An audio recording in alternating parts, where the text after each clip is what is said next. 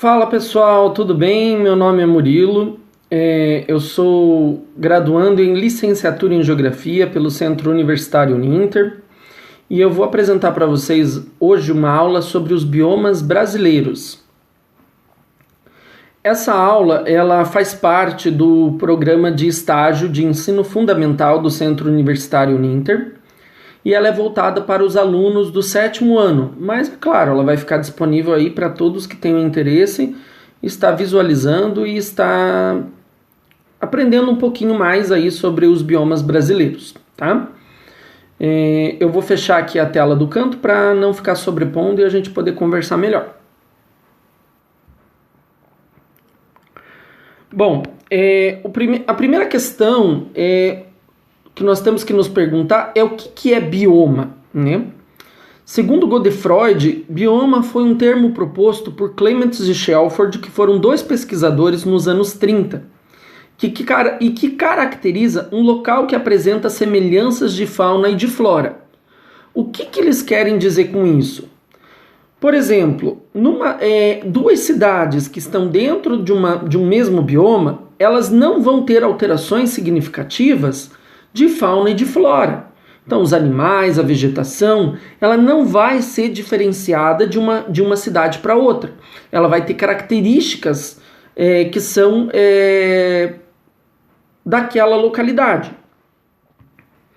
Quais que são os biomas do nosso país? São o bioma Amazônia, também chamado de floresta tropical, lá no norte do Brasil. O bioma Cerrado, que compreende ali a região centro-oeste e também o estado do Tocantins na região norte. O bioma Caatinga no interior da região nordeste. O bioma Pampa ou Campos Sulinos, que é exclusivo do estado do Rio Grande do Sul. O bioma Pantanal, que faz parte ali do Mato Grosso do Sul, e o bioma Mata Atlântica, que é dividido em duas partes. A Mata Atlântica, que faz parte ali do litoral, que vai desde a região sul até a região nordeste, e a Mata das Araucárias, que compreende o interior dos estados de Santa Catarina, Paraná, São Paulo e parte de Minas Gerais também, e ali uma pontinha do estado do Mato Grosso do Sul também. Então, estes são os biomas brasileiros. Quando nós falamos em divisão de biomas, geralmente os biomas do Pantanal e da Mata Atlântica, eles acabam suprimidos. Por quê? Porque a importância deles, não que eles não sejam importantes, mas por questões econômicas e políticas, muitas vezes eles acabam sendo deixados de lado. O bioma Mata Atlântica ele acaba se resumindo na Mata das Araucárias, por conta da relevância da agricultura da região, e o bioma Pantanal ele acaba sendo incluído dentro do bioma Cerrado muitas vezes. O bioma Amazônia, ou floresta tropical, ele se caracteriza por uma grande diversidade de fauna e de flora. Então nós temos diversos tipos de frutas, como guaraná, açaí, castanha, uma fauna muito rica, né, como o pirarucu, que são entre outros diversos peixes, as araras e também outros diversos animais, por uma grande quantidade de reservas indígenas em relação a outros locais do Brasil, pelo desmatamento ilegal da região, muitas vezes atribuído ao agronegócio, mas geralmente quem faz esse desmatamento são pessoas que fazem esse desmatamento com um viés de exportação dessa madeira, então essa madeira não fica aqui. Não são pessoas que têm relação com a agricultura, elas vão lá simplesmente para retirar madeira e fazer a exportação e ganhar dinheiro com isso.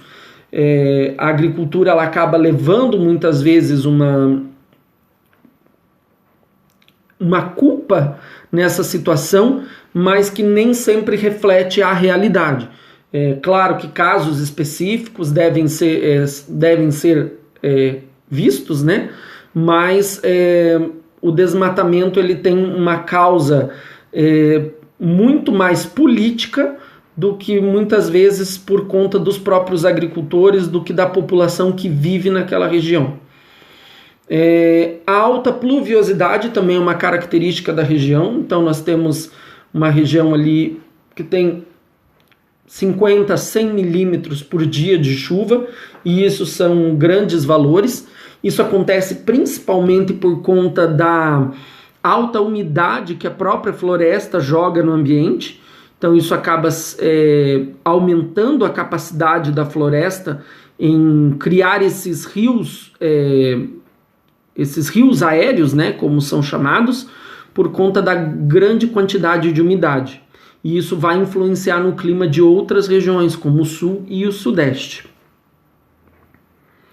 Aqui nós temos algumas imagens que caracterizam a região, como a Vitória Régia, que é exclusiva da região amazônica, e o próprio Guaraná também, que é uma fruta da onde é retirado o extrato, né, de mesmo nome, que acabou sendo conhecido aí por todo mundo por conta de propriedades aí, medicinais e principalmente energéticas aí, que auxiliam na preparação de bebidas, remédios, entre outras coisas, e acabou sendo exportado para o mundo inteiro o Guaraná amazônico.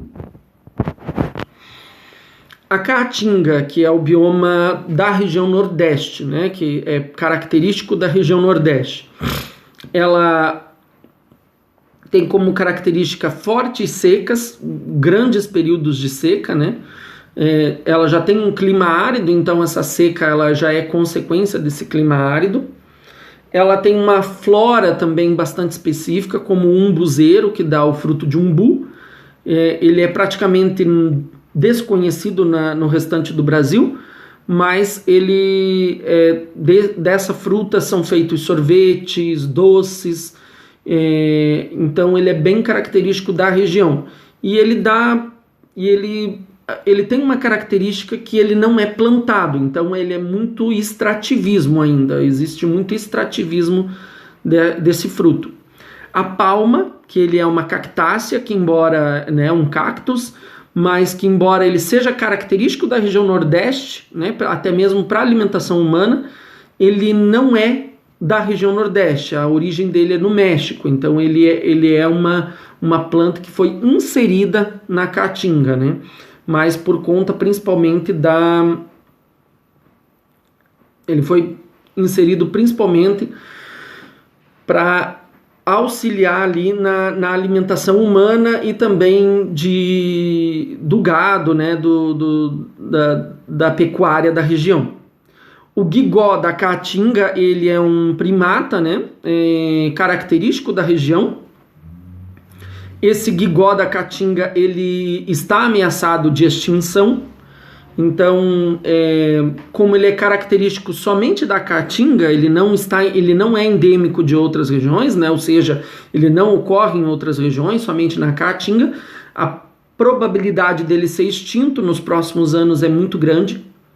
E também a Caatinga, ela acaba tendo uma característica muito forte, que é essa produção de caprinos e ovinos em toda a região Nordeste.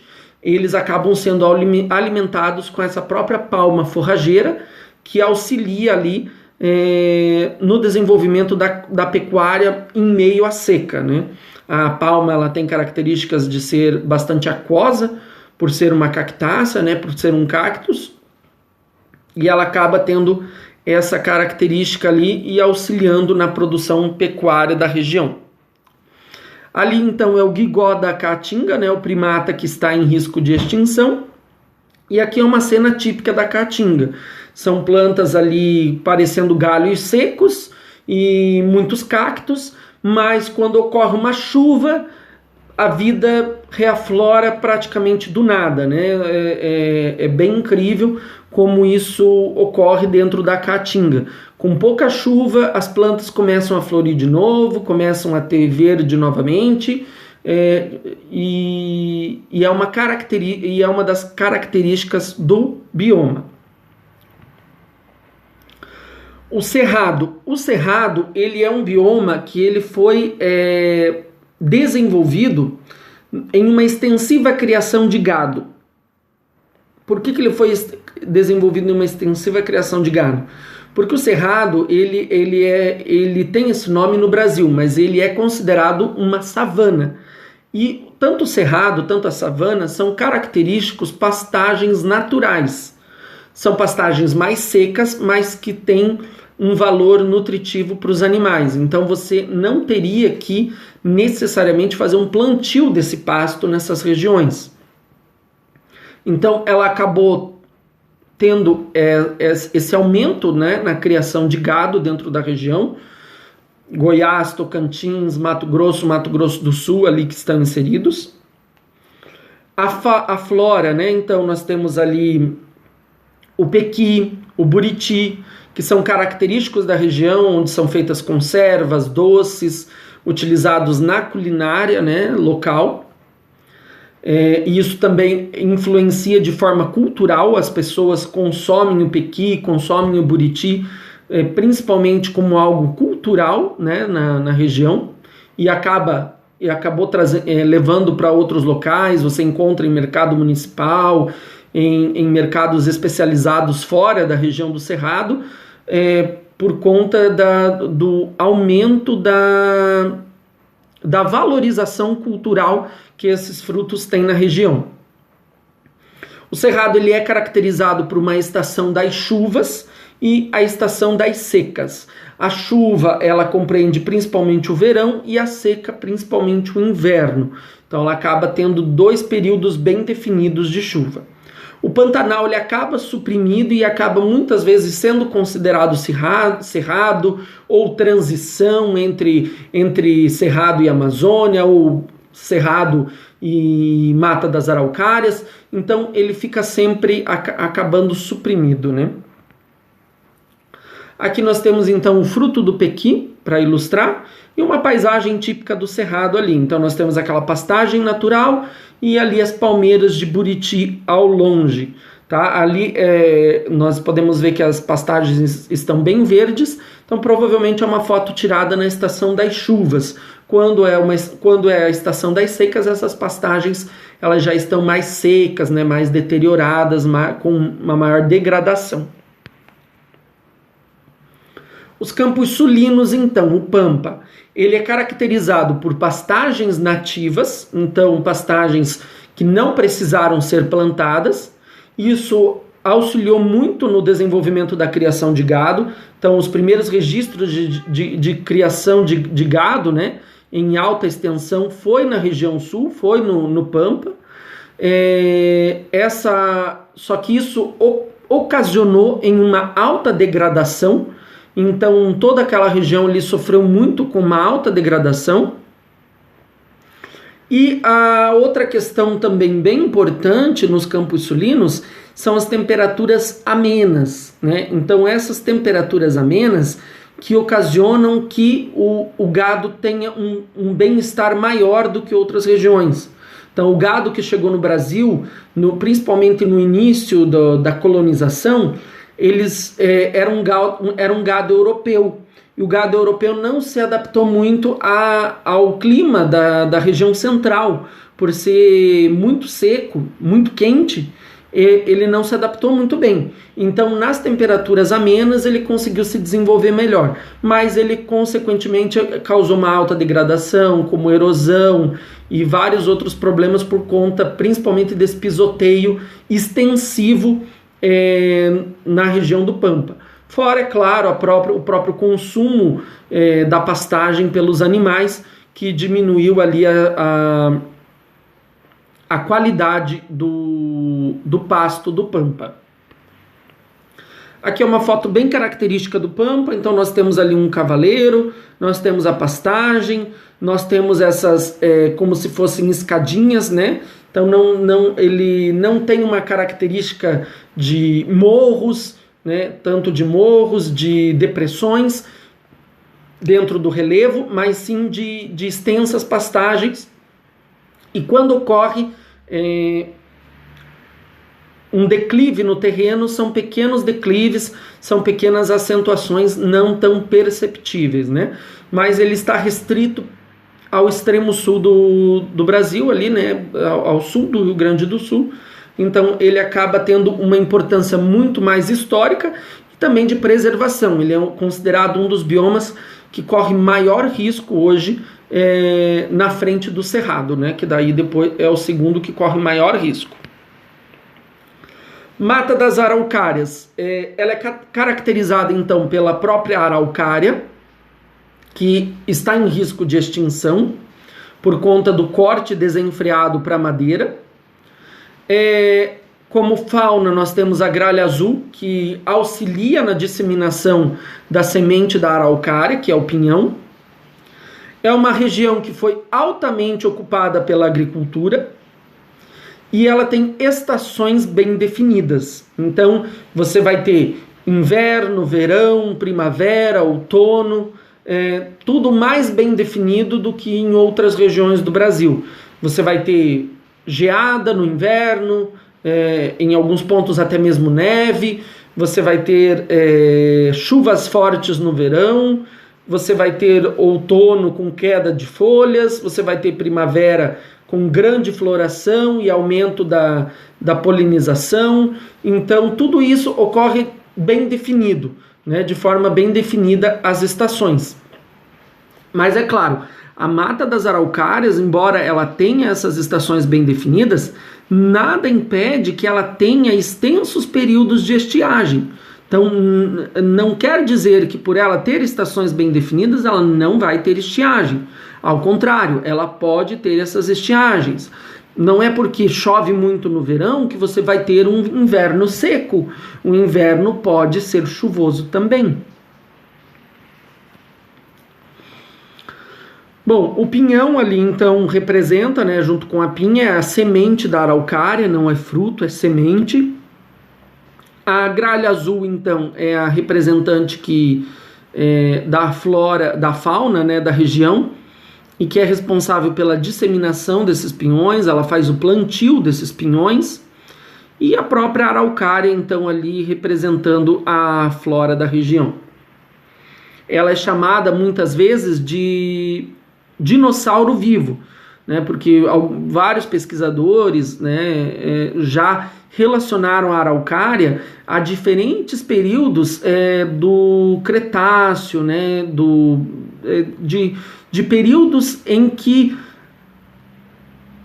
as hastes dela, né, os galhos dela foram projetados para ela suportar altas nevascas. Então, provavelmente as ancestrais das araucárias, né, elas suportaram várias nevascas dentro da nossa região. Aqui é uma foto hoje característica do bioma, né, de mata de araucárias. Você tem uma plantação e ao fundo você tem uma reserva das araucárias. Por elas estarem protegidas por lei, por conta do risco de extinção, você acaba tendo... Estas imagens acabam se tornando muito comuns. Agricultura e mata de araucárias. Bom, para finalizar aqui essa nossa aula, o que é importante destacar? Essa menor importância da Mata Atlântica e Pantanal por alguns autores. Então, em alguns locais você não vê uma grande importância, e eles são biomas extremamente importantes, porque eles são responsáveis por uma flora e fauna que compreende ali diversos territórios. Então, eles são muito ricos em flora e fauna. No caso do Pantanal, ali a região de Bonito, né, ela faz parte ali da região do Pantanal, e ela tem uma flora, uma fauna muito rica. A Mata Atlântica, né, toda a Serra do Mar, áreas muito bem preservadas, principalmente aqui no estado do Paraná, menos em outros lugares, e é um bioma que corre muito em grave risco de extinção, né?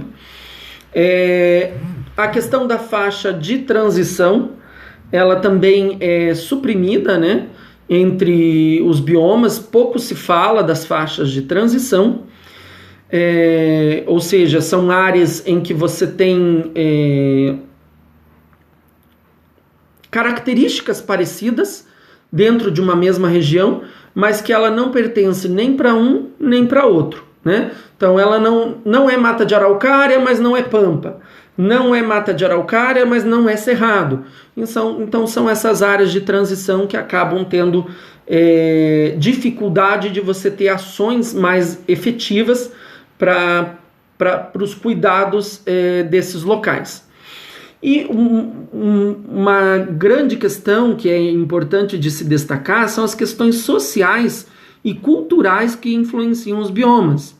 Então, por exemplo, como questão cultural, no sul do Brasil é comum você comer pinhão na época de inverno, entendeu? Isso se tornou cultural para a região. Então, isso acaba por definir um padrão de vida da população dessa região. Ou questão social, o extrativismo do açaí, da castanha, né, do Pará, na região norte. Isso é uma questão social. Tem muitas pessoas que dependem desse extrativismo para sobreviver. Elas vivem da venda desses produtos, né? Ou do umbuzeiro, da coleta do umbu no Nordeste. Então essas questões sociais e culturais, elas influenciam os biomas, influenciam as pessoas que moram nos biomas e acabam não é dado tanta importância como deveria nessas questões sociais e culturais. Bom, pessoal, eu espero que vocês tenham gostado do vídeo, que vocês tenham gostado da aula, e a gente se vê por aí no YouTube. Eu espero voltar aí com novas aulas para vocês. Deixa o like, diz se gostou, se não gostou, comenta, e é isso aí. Eu agradeço a participação de todos que me assistiram até agora. Desejo uma ótima noite aí, uma boa tarde, um bom dia para o horário que você estiver me escutando. E estou aí à disposição. Qualquer coisa é só comentar e eu vejo aí, vou tentar responder aqueles que comentarem aí, beleza? Valeu!